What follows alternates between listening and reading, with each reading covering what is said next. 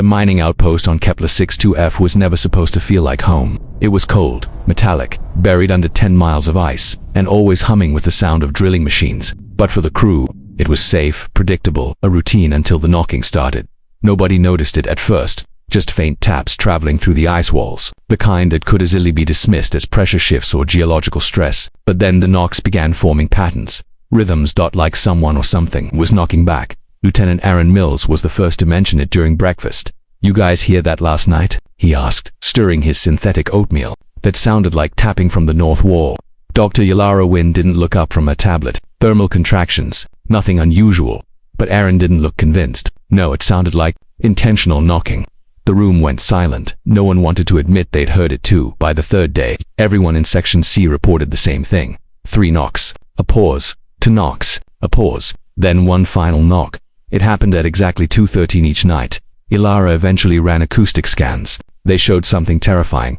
The knocking wasn't coming from the internal structure of the outpost. It was coming from outside, from beneath the ice. 20 hours later, the drilling team broke through a pocket they weren't supposed to be near. A cavity. Too smooth, too geometric to be natural. As if carved intentionally. The drilling logs showed a breach at 1944. The knocking stopped after that. Everyone thought the phenomenon was over. They were wrong. It had only just begun. 2 days later, technician Nora Briggs didn't report for her morning shift. Aaron went to check on her. Her cabin door was unlocked. "Nora," he called. Stepping inside. Her room was freezing. Frost on the walls, breath hanging in the air like mist. He found her sitting upright on her bed, eyes open, body stiff. Dead, but her face was contorted in a silent scream, and carved into the frost on the wall behind her were words, smeared by a finger dragged through ice. "It followed us in the outpost. Commander ordered quarantine lockdown protocol, but fear moved faster than any policy. Half the crew refused to sleep. Others refused to be alone." Ilara performed the autopsy. Nora had died of hypothermia, inside a temperature climate-regulated cabin. Impossible. Unless someone or something had been inside the room with her that night. The knocking returned, but this time, it wasn't rhythmic. It was frantic. Violent. And it wasn't coming from outside the outpost. It was coming from the ventilation shafts. Aaron and Ilara followed the sound down the corridor. Their flashlights flickered as they approached the main vent. The metal grill was dented outward like something had slammed against it from inside the duct. "Turn off your light," Ilara whispered. Aaron hesitated but followed her. Lead darkness swallowed them. The knocking stopped. Then a whisper slid out from the vent, so soft they almost thought they imagined it. "Cold, let me out." Ilara froze. Aaron's heart hammered against his ribs. "Nora," he whispered back before he could stop himself. The voice answered instantly. Cold. Ilara grabbed his arm. "That is not Nora." They ran. By the next morning, 2 more crew members were missing.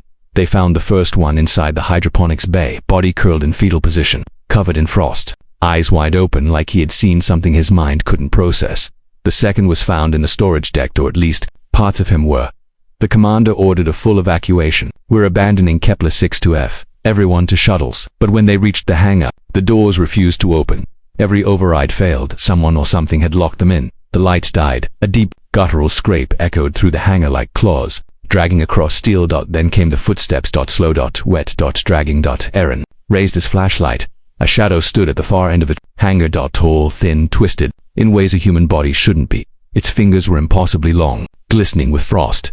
Where its face should have been, there was nothing but dark, frozen flesh, except for one glowing, icy blue eye in the center. The creature took a step forward, then another. The crew panicked. Some ran, some screamed, some froze in place. The creature's voice seeped into the room like a cold wind. So warm it moved faster than any living thing should. In a blink, it was on Commander Rios, lifting him off the ground like a ragdoll. Frost spread across his face instantly. Within seconds, his body froze solid and shattered like glass on the metal floor. Aaron pulled Ilara behind a supply crate. He whispered, "What is that thing?" Ilara's voice trembled. Something buried under the ice. Something ancient. Something that learned how to mimic human voices. Aaron swallowed. "And now, it wants heat," she whispered. "It wants life." Screams echoed through the hangar. The creature hunted crew members one by one, freezing them with a touch. They needed a plan, and Ilara had one. "The thermal core," she said. "If we can lure it near the emergency vent and flood the hangar with heat, it'll melt," Aaron said, eyes widening. "Or burn." "Exactly." They sprinted toward the maintenance ladder while the creature fed on another unfortunate crew member. Aaron reached the thermal control panel first. "Get ready to open the vent on my signal." She nodded and crept toward the massive overhead heat conduit. The creature lifted its head. It smelled them. It moved in a blur, sprinting across the Hangar like a streak of frozen darkness. Alara now, Aaron screamed. She slammed the override. The hangar's ceiling split open. A blinding torrent of superheated air roared down like a miniature sun. The creature shrieked a horrible, alien sound that made Aaron's insides twist. Its skin bubbled, cracked, liquefied. Frost turned to steam. Black flesh peeled like burning paper. But even as it burned, it crawled toward them, dragging its melting body across the floor, reaching, clawing, warm. It gurgled, then its body collapsed, dissolving into a pool of steaming, black liquid. Silence swallowed the hangar. They had won, or so they thought, because moments later, every wall screen across the outpost flickered on. Nora's frozen face appeared, the last expression she ever made. A distorted version of her voice filled the room. You think you killed it, but the cold never dies. The temperature in the hangar began dropping. Fast. Alara grabbed Aaron's hand, panic rising. It wasn't the only one. The knocking returned, louder, everywhere, inside. The walls, under the floor, above the ceiling. Dozens of knocks, hundreds, The entire outpost answered like a chorus of the dead. Aaron. Breath fogged the air. They're waking up. The lights flickered.